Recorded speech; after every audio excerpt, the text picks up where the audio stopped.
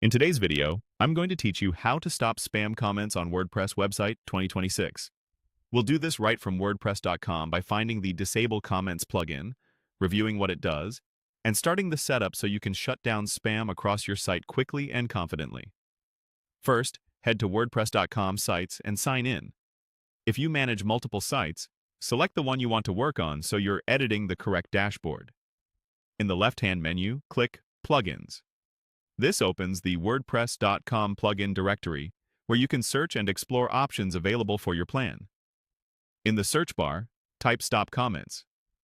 You're looking for a result whose summary reads something like, allows administrators to globally disable comments on their site.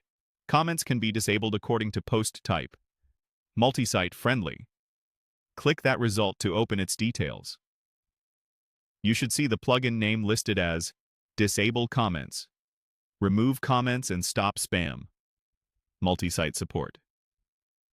This tool removes comment features globally or by post type, which is a simple and effective way to eliminate spam by preventing it from being submitted at all.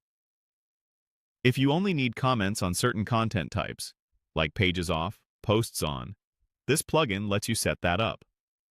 On the plugin page, take a moment to review the tabs. Click Description to understand exactly what the plugin disables, including comment-related widgets and discussion screens.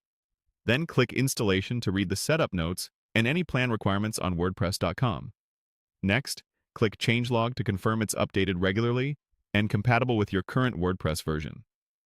Finally, click FAQs for quick answers about restoring comments later, per post type control, and how the plugin behaves on multi-site networks. Spending a minute here helps avoid surprises and ensures it fits your workflow. When you're ready, click Get Started.